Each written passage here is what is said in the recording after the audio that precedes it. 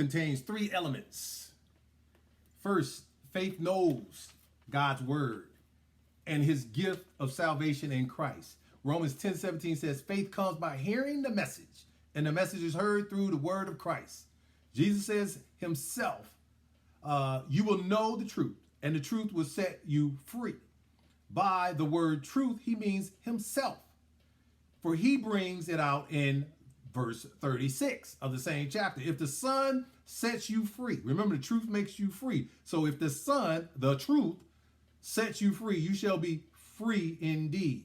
Genuine faith begins with knowledge of the truth as it is in Christ.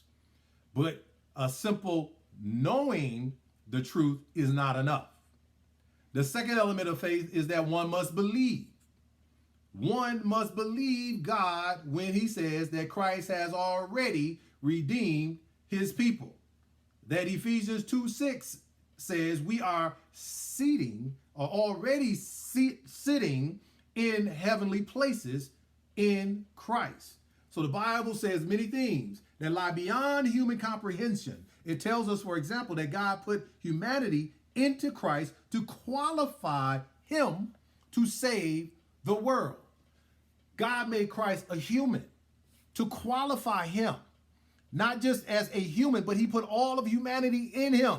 Like with Adam, being the first human born, all humanity was in Adam. And so when Adam sinned, we all are guilty of sin because we're all one humanity.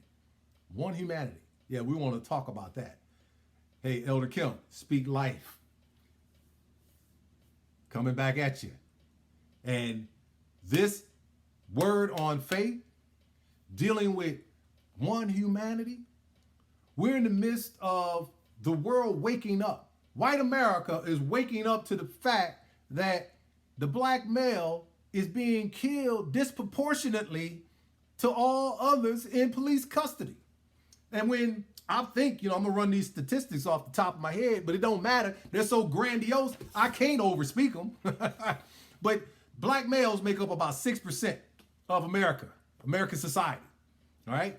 And I think white males make up about 40, 50, somewhere around there. But yet this 6%, okay, is 40% more likely to die in police custody than white males. We die at a rate of 40%, 6 measly percent. Now, right there is a problem. Right there, white America doesn't understand that we are one people. We are one race, and that is the human race. And so since they don't understand that, then a group like Black Lives Matter has to come along and begin to put that in a phrase, Black Lives Matter. Not that no other lives don't matter. All lives matter, yes, but that's not the problem. The problem is that blacks are disproportionately killed by police officers who are supposed to serve and protect us. Disproportionately, 40% of 40% of the deaths happening in police custody are black males. That's a problem. That's a huge problem. And so as we begin to deal with this, I need for us to understand that, see, if we leave God out of the equation, whatever fix we're going to have, it's going to be temporary. Because this isn't going to be fixed by legislation. This isn't going to be fixed by another law or another saying or another group or another protest. This is going to make people aware of it. It's going to shine more light on the subject. But at the end of the day, that thing called humanity, that thing called the flesh, that thing called the deep, dark recesses of the mind are going to come in and play a part. And when nobody's looking and when they think they can or when they forget that they got the body camera on, we're going to see another brother or maybe even a sister fall. And notice how I did not use of color. I actually learned something about that term. Black folk get lost when we use the term of color because that can mean anything, any race. But we were the ones for 400 years enslaved in this country, even after, we were emancipated, even after, there was this so-called, what was it? Man, I can't think. The Constitution and the amendments, the Fourth Amendment, I believe it is, that talks about how we have been given a right to now vote. We've been given, this protection. Man, we're still dying. We're still seeing it. We're still dealing with it. I've dealt with it my whole work life. And what I want us to understand is that we serve a God who is well aware of the inequality that is happening, who's keeping record of the injustices that are happening to our people. And they're going to pay. They're going to pay a price. It's going to be a great price if they don't repent. If they don't turn from the wicked way and begin to embrace God's way. So, like I was saying, faith is knowing the truth. Christ is the truth. As you know Christ, you have freedom. See, while I understand all this, while I've been victimized by racist white people, I've had to endure, folk kind of having that look of uncomfortability because I walk into their office to work on their computer or to deliver, and swap out a computer for them, or if I'm coming into an interview. And knowing that I am the most qualified for the job, and yet walking out of that knowing that I'm not going to get it, and it has nothing to do with my qualifications. It has everything to do with the color of my skin or with my, maybe I look intimidating. I didn't smile enough. I was thinking about that the other day. I'm tired of smiling. I'm sick of smiling. But that's the way that you help white people become comfortable when you show up, you smile, and usually that breaks the ice. But I need for people just to say, hey, I'm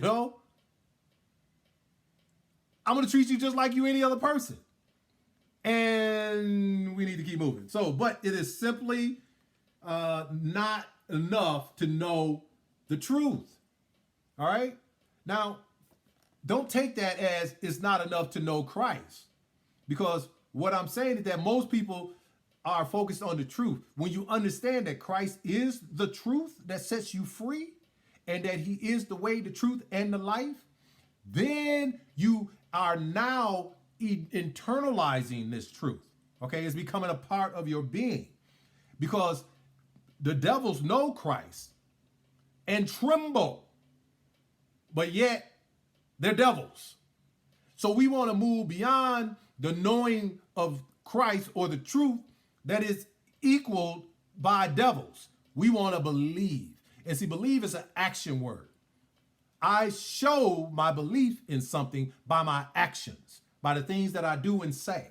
And so when we look at the word, one must believe in God, it says that Christ has already redeemed us, and therefore we are already sitting in heavenly places in Christ. Man, that changes the game. That changes things in your life. So if you got lack, if you got struggle, if you got disappointment, if you're not feeling well, you're already seated. Already sitting. Why do I keep getting that wrong? In heavenly places. You're already there. And if you change your point of view, you change your focus, you move from the here and now and into the unseen and into the recesses of your mind, and begin to embrace through our imagination, God-given imagination, that I am seated. I want to say seated so bad. I am sitting in heavenly places. I want to say seated, all right? That's what I really want to say. In heavenly places. I am in the presence of God because I've been told to boldly go before his presence. And so I'm already there. So now if I'm there, man, that means that the glory of God is shining on me. It's shining on you. And so we will not be the same when we leave that place. And so when we come back into reality, when we come back into the here and now, we come with a different perspective. We come where we walk a little differently and we talk a little differently. Our mindset and the way we look upon life is different. We're speaking life. We are talking to the mountains, move out the way. Because guess what? I don't have to deal with you. My God says that I am sitting in heavenly places. I'm having a ball with this, y'all. I don't know about you. I am sitting in heavenly places with him. And so therefore, I am a changed man. I am transformed. There's nothing too hard. There's no struggle anymore. There's nothing that I cannot do. There's nothing impossible for me because I believe. I moved from truth and just knowing the truth to believing and acting upon it and moving in it. So now I'm not taking the easy assignment. Okay, I'm like Caleb. I don't want the flat land. I want the mountains. Give me the mountainous territory, right? Because see, I want the high places. I want to go where it's difficult and challenging. I don't want the easy. Did I leave Lansing and come to Charlotte, North Carolina because it was easy? No, I came because I knew it was going to be tough. And I knew, and I had exhausted all of my experiences, all of my theories, all of my truth upon the people that, hey, they refused to get on board. And I said, there's no more work for me here. And God agreed with it. And he opened up the door. I've been wanting to go since 2009. I left in 2007. But God said, no, son, you got to come back. And so I came back. It was the hardest thing that I had to do in my life. But it was the easiest thing because I wanted to be with my kids, with my family. And so I went back. Boys, when I got there, man, it was tough. It was tough being there because I had seen on the other side. And so the longing that I had to be in heavenly places is what fueled my fire. Is what kept me going when it got tough. It was what kept me going when people turned their backs on me. It's what kept me going when people were talking about me and lying on me behind my back. I'm just trying to do ministry. I'm just trying to pour out of me what God is pouring into me. And yet the devil gets into these fleshly beings and man, they go to town trying to work it out, trying to pull the old guy out so that he will beat somebody down. And I kid you not. There's been moments, okay? There's been moments that the flesh wanted to rise up. That's why I'm telling y'all imps, y'all that being used by the enemy, man, y'all playing with y'all lives because you don't know what these people come from. You don't know me. You know me, but you don't know my story. Okay, you don't know where I come from. And the guy that you think you're dealing with, when you go into those places, you're not dealing with that guy. But the grace of God keeps that guy subdued, keeps him dead. And so therefore, I'm not in jail. Hallelujah. And I press on towards the mark of the high call. Because while it might be comforting to beat the snot out of some people, it is only going to cause for me to be spending my rest of my days locked up like a caged animal. Help me somebody. So praise God, man. We want to move from death to life. And the life that Christ has for us has caused us to sit in heavenly places with him. And when we do that, it now transforms our thinking. And so we say, hey, I want the hard. I want the tough. I don't want the easy. So we're down here. And hey, there's some things, man, that I'm like, man, what? I got to do what? I got to deal with what? Man, it costs what? Oh, my goodness. It's all these people and all, praise God. Praise God, because there's a whole lot that I could not be doing. I'm in a wonderful church with an awesome pastor, awesome praise team, loving it. But yet there's still more in me. There's more life in me than just sitting in a pew. And so because I don't want to disrupt their thing, what they got going was been working for them for years. I do this, okay? And I want you to find that thing that you do. Because there's more than enough room for us. The Bible says that the harvest is much, but it's the laborers that are few. And yet folk get all bent out of shape when they see somebody doing ministry on this type of level. Man, read your Bible, my brother, my sister, read your Bible. We're all on the same team, just working in a different part of the vineyard. Hey, look, I got to end it here, but we're going to pick it back up, man, because we're on a roll. And I want to get into that third and final one, because I don't think I got into that third and final one. Maybe I did, but I'll look it over. Anyway, I want for you to take the tough, take the hard, go for the gusto. Pursue holiness. Embrace the idea of it. Go back and listen to that series, man. And then I'll revamp it at some point in time. It's going to become a book. Yeah, it's going to become a book, because there's some things that I changed and I moved around in there because it fit more with what the word of God was saying. And it doesn't take away from the author. The author is brilliant. But God has a plan for you. He has an awesome plan for you. But if you only do the easy, if you only take the low-hanging fruit, then guess what? You're never going to experience that thing. And that's not pursuing holiness. That's not pursuing God.